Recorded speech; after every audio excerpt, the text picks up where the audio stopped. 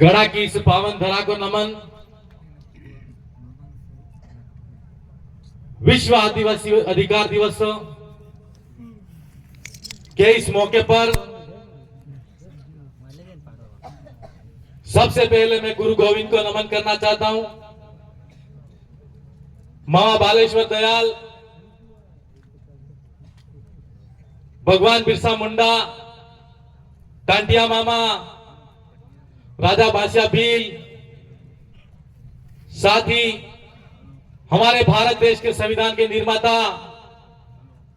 बाबा साहब अंबेडकर को भी नमन करना चाहता हूं। आप सब आज अधिकार दिवस है, उसके समर्थन में और हमारे अधिकार क्या हैं, उन अधिकारों को जानने के लिए आप आए। हम जानते सब कुछ है, लेकिन उन बातों को पहचानना नहीं चाहते। आज जिस गढ़ा की इस धरती पर हम बैठे हैं और अब अयोध्या मां मंदिर के अंदर गए तो वहां पर कुछ लोग ऐसे थे जो मात्र अपनी राजनीतिक रोटियां सेकने के राजनीतिक विरोध के वहां इकट्ठा होकर भजन मंडली कर रहे थे। जिन लोगों ने आज तक हमारे समाज को हक अधिकार की लड़ाई में पीछे रखा और जिन व्यक्तियों को सभा के माध्यम से या मीटिंग के माध्यम से बताना चाहिए था, उन लोगों को आज तक नहीं पता लगने दिया और अभी हमारे सामने बुरी चाल चल रही। ये विरोध करने वाले लोग कौन है? हमारे ही। मैं आपको इस मौके पर यह कहना चाहता हूं कि किसी विवाद में नहीं पड़ना है, हमको किसी झगड़े के अंदर नहीं पड़ना है। हम सामाजिक और वैचारिक एकीकरण की बात करते हैं तो आज नहीं तो कल वो भाई हमारे हक अधिकार की बात समझ लेगा तो हमारी जगह पे आकर बैठेगा। समय लगेगा उसको, क्योंकि उनके दिमाग के अंदर गलत बातों को आज तक भरा गया है। आज के इस मौके पर हम अधिकार दिवस की बात करते हैं। दादा कांति दादा बता रहे थे यह पांडवों की धरती है। हम आपसे कहना चाहते हैं यह पांडवों की धरती नहीं है, यह आदिवासियों की धरती है और राजिया और वाजिया रावत की धरती है, महिला की धरती है। आज के मौके पर आज एक कहना है कि आज से 5000 साल पहले हमारे साथ में क्या क्या शोषण हुआ, उस शोषण के बारे में हमको जानना है। तो हमारे अतीत और हमारे इतिहास के बारे में जानना हो सबसे पहले। आज हम इन स्कूलों की बात करते हैं, उन स्कूल के अंदर आदिवासियों को पढ़ने का अधिकार था और सबसे पहले आदिवासी हो चाहे दलित हो चाहे माइनॉरिटी का भाई हो, लेकिन जो भाई स्कूल के अंदर नहीं जाता था तो उसके साथ में छुआछूत की भावना से पढ़ाया नहीं जाता था और इसीलिए छुआछूत की भावना उनके अंदर थी क्योंकि वो उनको हमारे समाज को पढ़ाना नहीं चाहते थे और जागरूक होने नहीं देना चाहते थे। आज समय और परिस्थिति बदली है। आज हम तीन पुरखों की यहां पर मूर्तियां लगा के इनकी पूजा अर्चना करते हैं, इनकी आराधना करते हैं, इनको याद करते हैं। मेरे भाइयों, खाली नाम मात्र हम इनको पोस्टरों के अंदर नहीं समझना है। इन लोगों ने हमारे हक अधिकारों के लिए हमारे समाज की और हमारे समुदाय की एकता के लिए अपने प्राणों की आहुति दे दी और पूरा जीवन न्यौछावर कर दिया। ये जो मूर्ति हम देखते हैं, गोविंद गुरु महाराज, क्यों याद करते हैं उनको? इसलिए याद किया जाता है उनको कि इस गोविंद गुरु महाराज ने हमारे भूले भटके समाज को हमारे हक अधिकारों के बारे में हम लोगों को नहीं पता था। उन्होंने संघ सभा का गठन करके हमारे समाज को संगठित करने का काम किया और गांव गांव टोणी गोटी ने आज આપણો સમાજ સંગઠિત થવાની જે એકતાનો સમુદાયનો એકડાનો जो रूप आलू गोविंद गुरु महाराज ने दिया। महाबालेश्वर दयाल को हम याद करते हैं। महाबालेश्वर दयाल, हम आज भी भजन मंडली में रात हो या दिन हो, जहां भी हम हमारे जो पुरखाई पद्धति की जो आराधना पूजा होती है उनमें भजन कीर्तन के माध्यम से हम याद करते हैं। महाबालेश्वर उस समय वागड़ी में कहा करते थे कि अपना गाम में આપણું રાજ,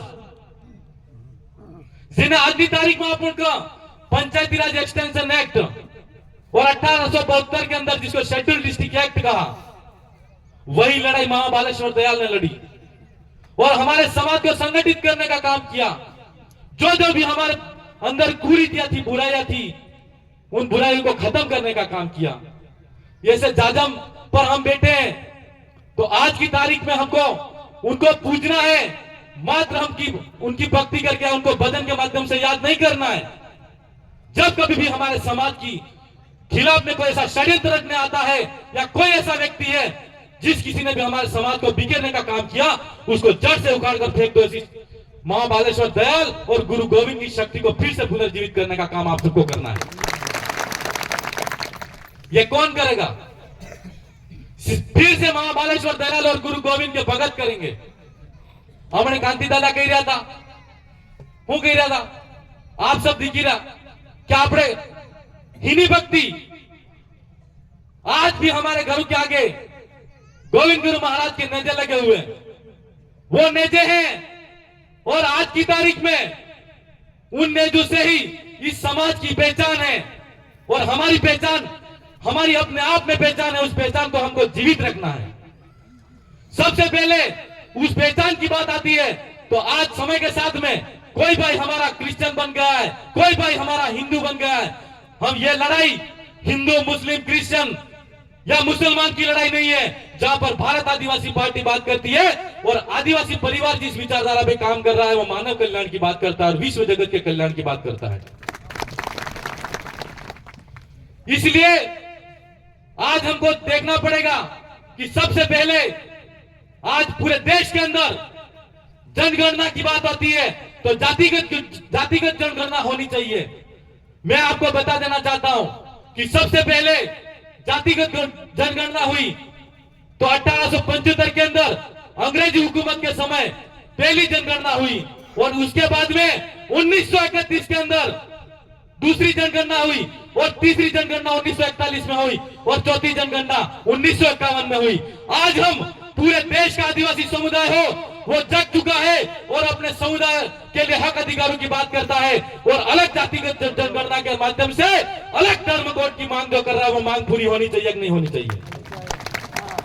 आज सरकार क्यों डर रही है? सरकार उसको पता है कि सबसे पहले इस देश के अंदर अंग्रेजी हुकूमत के सामने हमारे पुरखों ने लड़के आजादी की लड़ाई तो ली, लेकिन हम जिस आरक्षण की बात करते हैं वो आरक्षण भी की लड़ाई भी सबसे पहले अंग्रेजों के सामने लड़के हमारे पुरखों ने ली थी।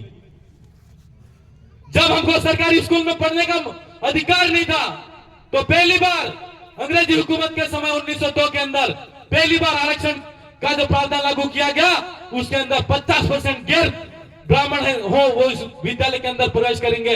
ऐसी अंग्रेजी हुकूमत से हमारे लोगों ने लड़ाई लड़के फिर पहली बार आरक्षण का प्रावधान लागू किया। यह कोई छोटी लड़ाई नहीं है। और उस आरक्षण के अंदर दूसरी बार 1908 के अंदर उन लोगों ने फिर से पृथक जातिगत जनगणना समुदाय के माध्यम से करके दूसरी बार उन्होंने आरक्षण को फिर से बांटा, जिसके माध्यम से एसटी और एससी को रिजर्वेशन पॉलिसी लागू हुई। मैं आज आपको आरक्षण की बात क्यों बात कर रहा हूं? उस समय जब जनगणना हुई थी उस समय 22.5% टोटल आरक्षण था एसटी और एससी का, जिसमें एससी का 15% है और एसटी का 7.5% है। હું તમને એમ કેવું ચાહું કે એના જમાનામાં આપણા બાપ દાદા ભણીલા જ નતા કે નોકરી નહીં લાગતા। વાત હાસી કે નહીં આથી? વાત હાસી કે નહીં આસી? આજની તારીખમાં ઘેર ઘેર બેરોજગાર યુવા સાથી ફરી રહ્યા है। वो आरक्षण 1908 में अंग्रेजी हुकूमत के समय में जिन हमारे पुरखों ने लड़के लिया था वही आरक्षण आज तक लागू है। क्या आरक्षण बढ़ना चाहिए कि नहीं? जो बढ़ना चाहिए, बढ़ना चाहिए कि नहीं बढ़ना चाहिए? कब बढ़ेगा? जब हम, ये सरकारें जातिगत जनगणना करवाएगी, और जातिगत जनगणना जब तक नहीं होगी तब तक इनको आरक्षण का देने का, ना तो देने का विचार है और ना ही देना चाहती है। आज आप पूर्ण कीजिए, अगर एसटी का अलग जातिगत जनगणना हो जाएगा तो सरकार के अंदर, आप सरकार के पास में आंकड़ा पहुंच जाएगा कि इस देश के अंदर आदिवासी कितना है। और अगर एसटी का अलग जातिगत जनगणना हो जाएगा तो सरकार को पता चल जाएगा और पूरे देश को भी पता लगेगा कि एसटी की जनसंख्या कितनी है। और ओबीसी वाले भाई हैं, उनको 27% आरक्षण आज की तारीख में मिल रहा है। तो उनकी भी जातिगत जनगणना जब हुई थी उस समय से लगा कि आज तक इतना आरक्षण मिल रहा है, क्या उनकी जनसंख्या बढ़ी होगी नहीं बढ़ी होगी?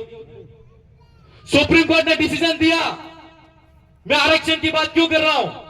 आज हम जल जंगल जमीन की बात करते हैं, यह हमारा संवैधानिक अधिकार है, बिल्कुल है, लेकिन हम आरक्षण की बात क्यों कर रहा हूं?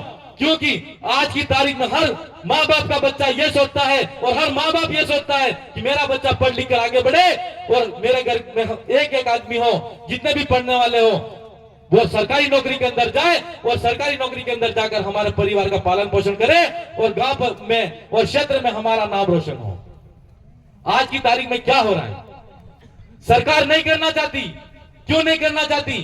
क्योंकि उसको आज पूरे देश के अंदर अलग धर्म कोड की बात होती है, और आरक्षण की बात के लिए हम सबको मिलकर कर लड़ना पड़ेगा। मैं आपको इस मंच के माध्यम से हाथ खड़े करके आश्वासन दो मुझे कि आरक्षण की बात हो तो आप खड़े पूरा पुरजोर ताकत के साथ में लड़ने आओगे और हमारा साथ दोगे।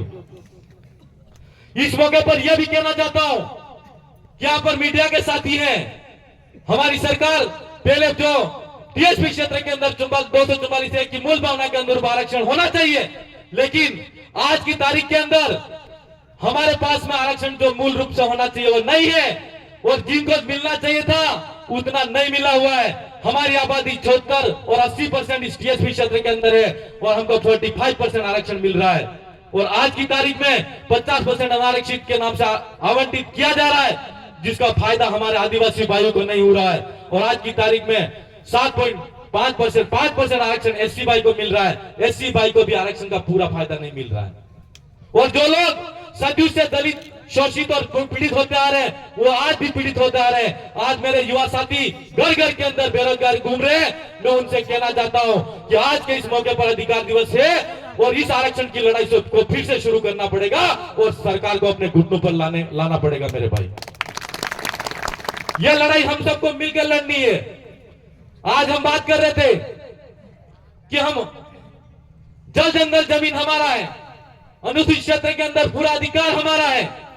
राजस्थान टेंडेंसी एक्ट के अंदर जब 1955 बना, और राजस्थान काश्तकारी अधिनियम लैंड रेवेन्यू एक्ट जिसको हम कहते हैं 1956 बना, उसके अंदर भारत के संविधान की 244 की मूल भावना के अनुरूप इस अनुसूचित क्षेत्र के अंदर एक जजमेंट आया, वेदांता का जजमेंट आया, जिसको सुप्रीम कोर्ट ने दिया, दूसरा जजमेंट समता ने दिया। और दोनों जजमेंट के अंदर सुप्रीम कोर्ट ने यह कहा कि अनुसूचित क्षेत्र के अंदर 1 इंच भी जमीन सरकार की नहीं है। तो हम उनसे पूछना चाहते हैं कि आपकी फॉरेस्ट एक्ट के नाम से जो हमारे लोगों की जमीन आप ले रहे हो, वो फॉरेस्ट एक्ट सरकार का है कि नहीं है? सरकार का है। इस लड़ाई को हम सबको मिलकर लड़ना पड़ेगा। और हम यह कहना चाहते हैं कि हमारा एक जजमेंट और आया था, जिसको हम कहते हैं कि ना विधानसभा ना लोकसभा, सबसे ऊंची ग्राम सभा। मेरे भाइयों, गामो गाम नो एकड़ो करी दो, गामो गाम ग्राम सभा गठन करी पसे जी सरकार ने जमीन और वन भूमि हो, उस पे आप काबिज हो जाओ। पट्टे के लिए आवेदन हम करेंगे, सरकार क्या नहीं देती है? हमारे हक अधिकारों के लिए कोई लड़ने नहीं आएगा। हम आपसे कहना चाहते हैं, यहाँ पर जनता का शासन है, लोकतांत्रिक व्यवस्था को अगर समझते हैं तो जो भी मांग अगर नेता मांगते हैं और आपकी जो आम राय से जो बात होती है, उस मांग को सरकार के सामने रखते हैं तो सरकार को पूरा करना पड़ता है। भारत का संविधान कहता है कि लोकतंत्र के अंदर पूरी ताकत है, और लोकतंत्र का मतलब होता है जनता। और आज की तारीख में जनता द्वारा चुना गया जनप्रतिनिधि जो सरकार के पास में होता है, सरकार के नुमाइंदों के पास में जाके बैठता है, और विधानसभा की सदन हो चाहे लोकसभा की सदन हो, उस सदन के अंदर जाकर अपनी मांग को उठाता है। वो मांग सरकार को पूरी करनी पड़ती है। आज कांति दादा कह रहे थे कि मध्य प्रदेश, गुजरात और राजस्थान, वहां के आदिवासी भाइयों को हमको आज की तारीख में अलग अलग घूम रहे हैं। हमारी संस्कृति एक जैसी है, हमारी बोली एक जैसी है, हमारी भाषा एक जैसी है। और आज अपनी शादी થાય તો आपण તય કરાવી દ તાર વિવો થાય તો आपण કરાવવા તૈયાર હા, પણ ફી બી બોર્ડર માં आपण વટાઈલા હા। ઈની લડાઈની ફેર થી બી કરવી है तो આપણે एक सांसद नहीं, मध्य प्रदेश और गुजरात और राजस्थान के अनेकों 8-10 सांसद दिल्ली के अंदर भेजने पड़ेंगे। और गोविंद गुरु के अधूरे सपने को पूरा करने के लिए हमको 20 प्रदेश बनाना है मेरे पास। इसलिए कहने को बहुत सारी बातें हैं, पर आज के मौके पर मेरे विधानसभा क्षेत्र की बात आज एक आई है और मैं विधानसभा के अंदर भी मैंने वो बात को रखी है। मैं इस मौके पर यह कहना चाहता हूं और तमने पूछना चाहता हूं कि अपर हाई लेवल कैनाल के नाम थे कि सरकार और यहाँ का एसडीएम और प्रशासन सब लोगों ने एएनजे ने मिलके यहाँ के लोगों को पता नहीं है और उनके खाते की जमीनों पे उन्होंने खुदाई कर दी है और सरकार को पता नहीं है। और आज की तारीख में मेरे जाने के बाद में उन लोगों ने काम रोक दिया है। हम ये पूछना चाहते हैं प्रशासन वालों से भी और मीडिया के साथियों से, आप कल के दिन में छापना कि इन लोगों ने सर्वे किया तो वहां की हमारी ग्राम सभा का प्रस्ताव लिया या नहीं लिया, और सर्वे की में ग्राम सभा के प्रस्ताव के माध्यम से सर्वे की जो रिपोर्ट है उनके पास में क्या गई है उसके बारे में जानकारी हमको चाहिए। और अगर प्रशासन ने और वहां के एएनजे ने मिलकर खातादारों की जमीन के ऊपर अवैध रूप से अगर खनन किया है और अपर हाई लेवल कैनाल निकालने का काम कर रहे हैं, तो हम प्रशासन को भी कहना चाहते हैं ऐसे लोगों को जो लोकतंत्र को नहीं मानते, मानव की भावना को नहीं मानते और हमारे लोगों के पास में आज की तारीख में जमीन कम है, अगर उन्होंने अवैध तरीके से खनन किया है तो उनको तत्काल प्रभाव से सस्पेंड करना चाहिए। क्यों ये मांग मैं विधानसभा की सदन में उठाऊंगा। और यहाँ पर जिस तरीके से कानून का राज नहीं है, लोकतंत्र का राज नहीं है और राजतंत्र का राज स्थापित करने की कोशिश की जा रही है, लेकिन आदिवासी समाज अंग्रेजी हुकूमत को भी तोड़ने की हिम्मत रखता है, तो ये छोटे मोटे दल तो हमारे सामने कुछ लगते ही नहीं है। और आज के मौके पर यह कहना है मेरा कि पेला कोण आवेगे तो मोटा मोटा रोकड़ा नहीं आले, પણ પેલા પાના કે રોકડા માથે ઈ લીધે और पाना है કે સાહેબ વિરોધ કરવા ये तो એનાથી કે નવરી સમકવાની જરૂરત नहीं આપડા होता रहता है, विरोध होगा कोई फर्क नहीं पड़ता। और आज के मौके पर मेरे भाई आज बहुत ही महत्वपूर्ण दिन है और साथ ही हमारे यहाँ पर काकरी डुंगरी डूंगरपुर के अंदर जो 1167 सीट का मामले के अंदर आंदोलन चल रहा था और उस आंदोलन के हमारे 2 भाई शहीद हो गए। मैं आज के मौके पर आपको भी कहना चाहता हूं कि 2 हाथ खड़े करके उनको आप श्रद्धांजलि अर्पित करें कि 2 भाई शहीद हुए और उन्होंने हमारे समाज के लिए हक अधिकार के लिए अपनी प्राणों की आहुति दी। धन्यवाद। कहने को बहुत सारी बातें हैं और समय का अभाव है, 4:30 बज गई है, लेकिन आप अपने मन मस्तिष्क को दिमाग में एकदम यह बात फिट कर लेना कि हमको लड़ना किससे है और लड़ना क्यों है और किससे नहीं लड़ना है। और जो लोग हमारी विचारधारा के खिलाफ में लड़ने के लिए हमारे आमने सामने होने का काम कर रहे हैं, तो मैं उनसे भी कहना चाहता हूं कि थोड़ा हमारे अतीत में जाओ और अतीत में जाकर जब तक अपने अतीत के बारे में नहीं खोजोगे तब तक आप हम आपको गलत लगेंगे। लेकिन जिस दिन आप अपने अतीत के बारे में पहचान लोगे तो इन्हें खबर पड़ जाएगा कि हमें गलत वाटे इंडी रहा ना। आज ने मौका माते आनी गड़ा की धरती माते वो सरपंच साहब की मांग थी कि निश्चित तौर माते जो सड़क की बात है, मैं और सांसद साहब दोनों हैं, मैं निश्चित तौर पर इस क्षेत्र के विकास के लिए जो भी काम करना पड़े करूंगा। और गोटिया माँ की पावन धरा पर आज सब बैठे हुए हो और मैं कहना चाहता हूं कि मैं देखा सब मंदिर है, सब कुछ है, लेकिन हमारे समाज के बैठने के लिए सामुदायिक भवन नहीं है। सांसद साहब को भी कहना है और हम दोनों के मत से हम इतना भव्य और शानदार यहाँ पर एक सामुदायिक भवन बनाएंगे जिसमें हम लोग बैठ के काम कर सकें। साथ ही और एक बात और यहाँ पर मैं आपसे कहना चाहता हूं कि नीचे मन से मांग आ रही है कि आपको पानी की समस्या आपको ज्यादा है कि नहीं है, तमाम ज्यादा है कि समस्या है कि नहीं है कि नहीं है। ते केनाल आए जब पानी नो इलाको है, काली मिट्टी है, 40 फीट में पानी आवे आए केनाल केम काटी ना, केनाल ताए का निकलवी जुगे नहीं निकलवी जुगे, यहाँ निकलनी चाहिए कि नहीं निकलनी चाहिए, निकलनी चाहिए ना। यहाँ क्यों नहीं निकल रहे? क्योंकि सरकार को पता है, सरकार ने जिस आदमी को ठेका दिया है अगर यूं घुमा के निकालेगा तो उसका मुनाफा कम होगा, इसलिए आदिवासियों की जमीन पे उन्होंने एकदम शॉर्टकट में नहर निकालने का काम कर रहे हैं। आप सब इस क्षेत्र के जो मांगे आप चाहते हो इधर से कैनाल निकले, इधर से कैनाल निकले चाहते हो, हाथ खड़े करो। मीडिया वाले होंगे, यहाँ से पत्रिका में फोटो आएगा, हाथ खड़े करो। हाँ, तो यहाँ से नहर निकलनी चाहिए और मीडिया के साथ ही ये बात प्रशासन तक पहुंचाने का काम करे।